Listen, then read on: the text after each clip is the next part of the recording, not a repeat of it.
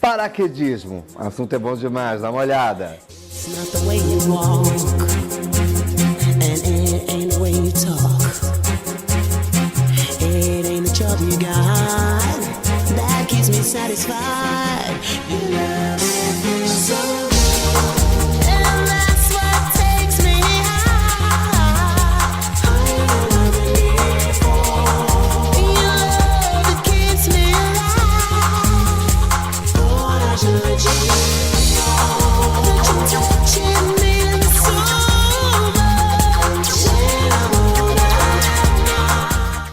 Olá, Toninho. É com muita satisfação que eu estou aqui mais uma vez, compartilhando uma das minhas aventuras, dentre inúmeras viagens que eu fiz à Europa, com o intuito de saltar em lugares com cenários diferenciados, muitos deles com paisagens literalmente deslumbrantes.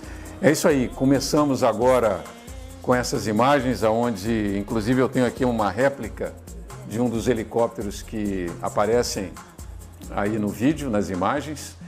Eu comecei essa viagem tendo como base a Alemanha, como o meu centro principal de entrada na Europa, e de lá me dirigi para Zurique e fiz uma extensão até St. Moritz. St. Moritz é uma cidade muito simpática, internacionalmente muito conhecida, como as demais que irão aparecer aí no vídeo, onde a neve predomina nesse período, e eu fui agraciado com essa possibilidade de poder saltar lá.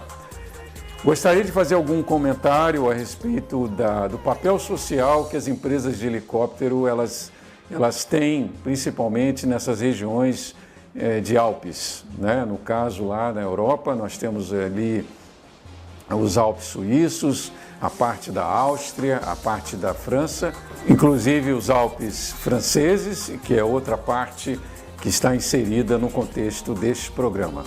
É interessante falar porque a logística para que eu possa chegar a saltar de helicóptero nesses lugares, ela requer uma disciplina a toda prova. Existem alguns aspectos ligados à questão da minha segurança, inclusive no translado até chegarmos ao ponto desejado.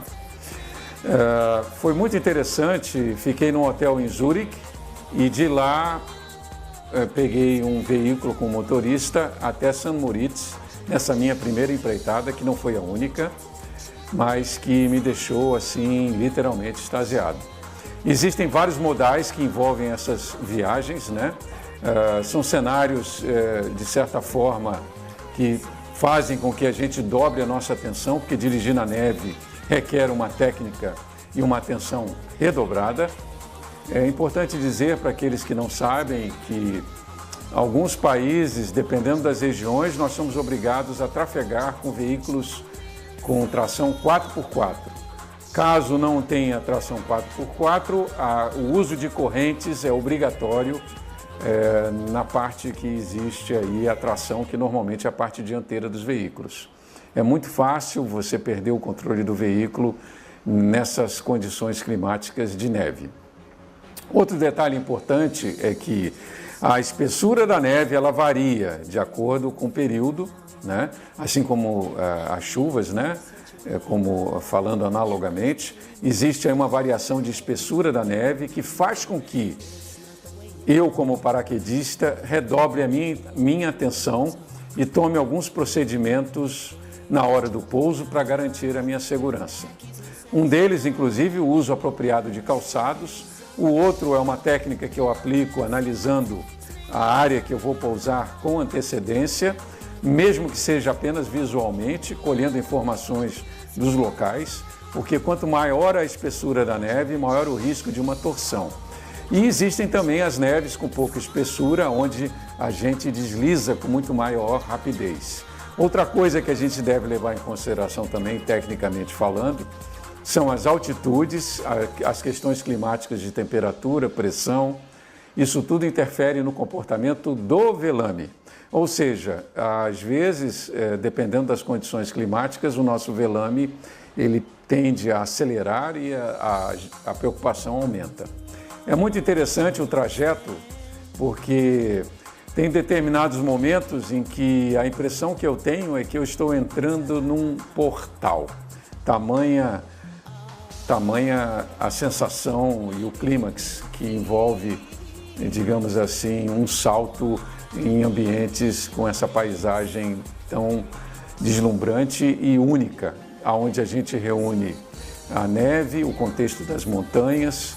A questão dos helicópteros é muito importante deixar claro que existe aí uma relação de confiança mútua entre o piloto, né, a começar pela empresa que me dá a prerrogativa de poder saltar, e o paraquedista, porque existe aí um contexto que envolve um risco inerente à atividade que faz com que a gente redobre certas precauções e o piloto tem que confiar no paraquedista.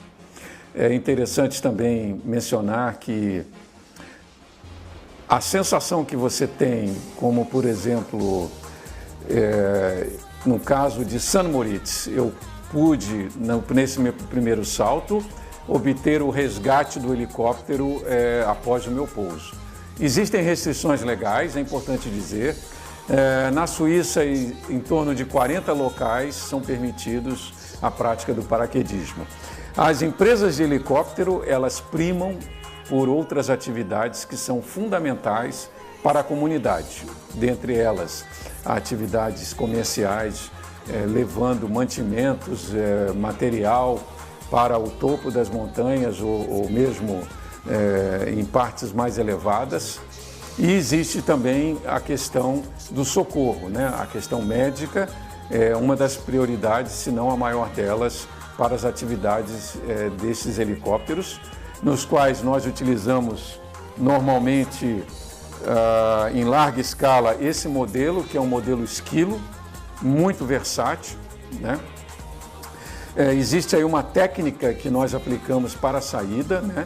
O piloto ele tem que manter a aeronave estável.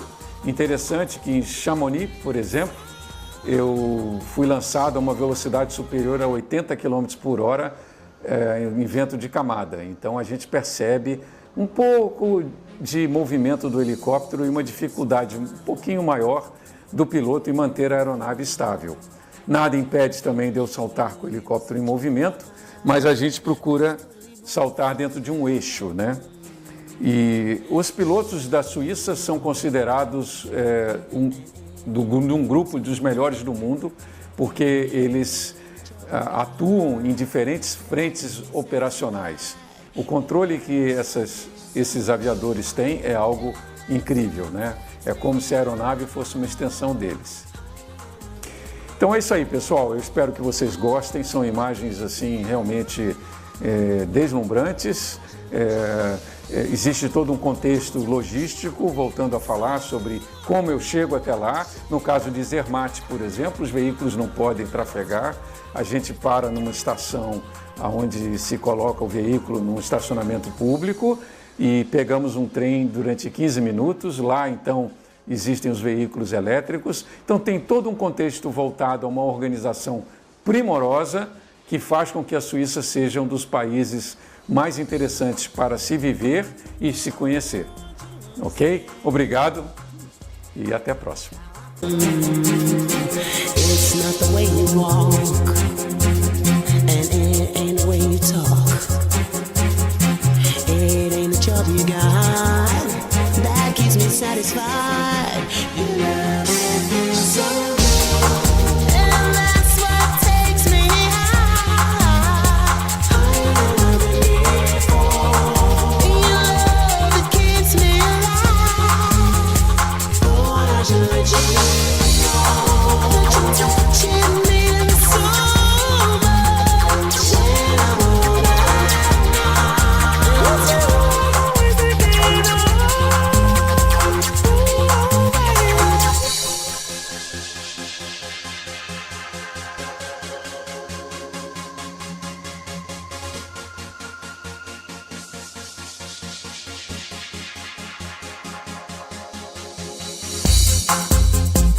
I want you to understand.